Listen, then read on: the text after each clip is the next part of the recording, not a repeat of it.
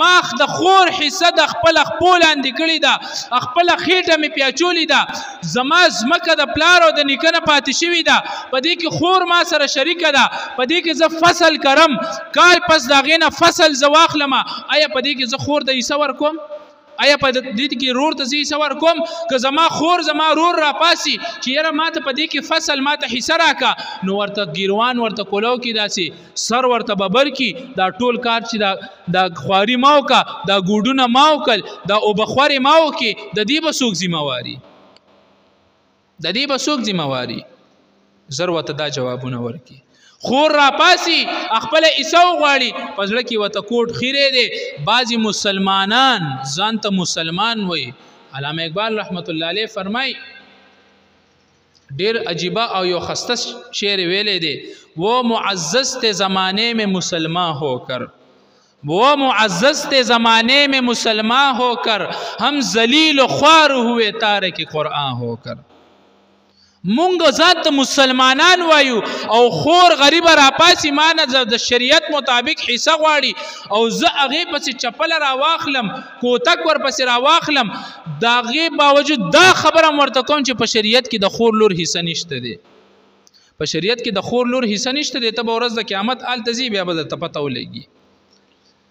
زه صحیح شه ته زما ته په زړه کې د لالچ ساتلی دی، تا زما ته په زړه کې بغض کینه ساتلې ده، زما د جیب نه زما د مال نه 1 لاک روپۍ تا ما نه ووالې، زه به دا هم ووایم چې یاره زه صحیح شه ستا زندګي پې تر مرګه پورې ستا زندګي پې ټیک ټاک شوه، خو لیکن زما وروره تا د قیامت ورځ هیره کړې ده. د قیامت ورځ هم شته دی، حساب کتاب هم شته دی. حساب کتاب رب ته به ودرېږي که نه به ودرېږي؟ دا جواب ما له راکړه، بس صحیح شو، زه تا ته هر څه پرېږدم. رب ته به ودرېږي، رب به تا نه تپوس کوي چې ستا د رور، ستا د خور، ستا د لور دا حصه تا دله ولې نه ده ورکړې؟ هغه ټایم به بیا الله جل شانه ته څه جواب ورکړي؟ زموږ په پښتو معاشره کې دا قول مشهور دی، خوله به د چینګه وینګه لاړی شي، چینګه وینګه به د خوله لاړی شي. الله ته به څه جواب ورکړي؟ فرشتې د نه رشوت اخلي، الله جل شانه رشوت اخلي؟ نه نه نه نه. نبی علیہ الصلوۃ والسلام رشوت اخلي؟ نه نه نه، دا سيزونه هلته نشته دي.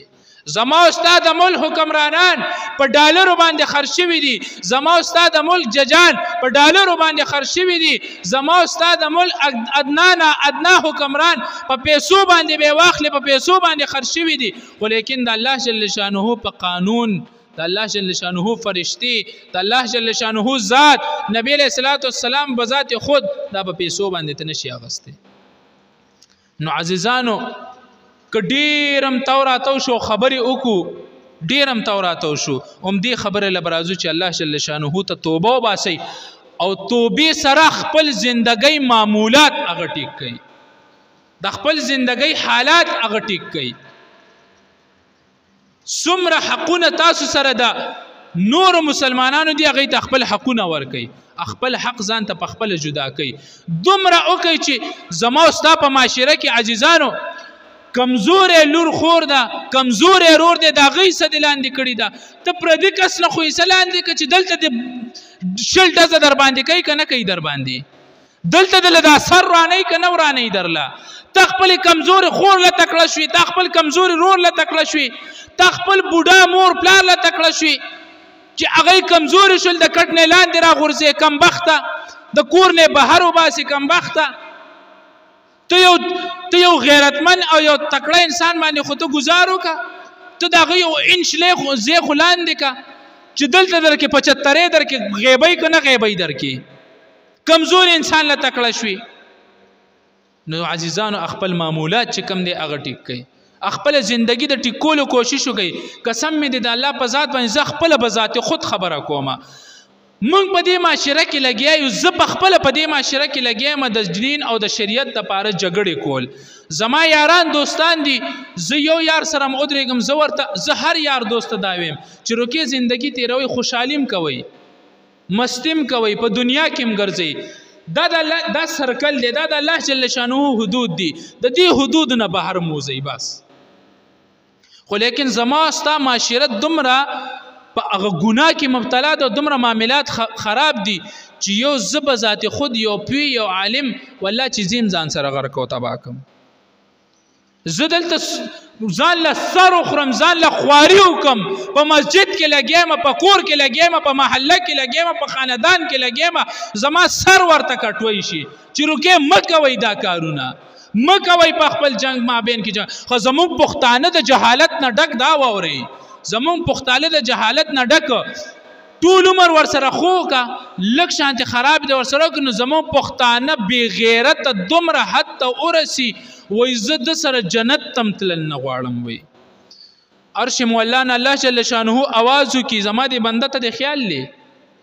فرشتو ته وایي زما دې بنده ته د خیال دی وایي دا جنت د ده په لاس کې دی دا جهنم د ده په لاس کې دی چې دی د جنت او جهنم فیصلې کوي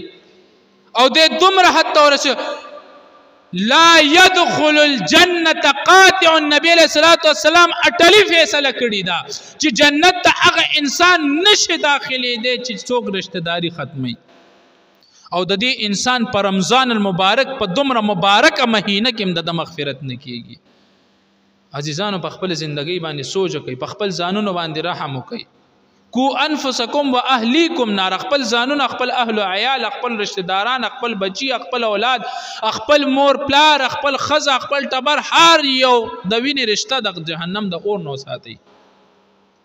وقودها الناس والحجاره د جهنم خشاک انسانان او کانی دي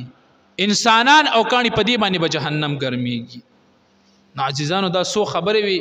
خبرې ډېرې دي خبر ډیری پچا به سخت لګي پچا به خلګي پچا به خنه لګي پچا به سنگ لګي سنگ به نه لګي خو لیکن راشي او د الله جل شانه قانون ته سر کېږي دی او د الله جل شانه قانون باندې 100% باندې عمل وکي نو عالم براپاسي په معاشره کې هغه ته په خپل خبره باندې فخر ښکاري چې او زدي قوم ته دا خبره کوم دا قوم زما خبره وړي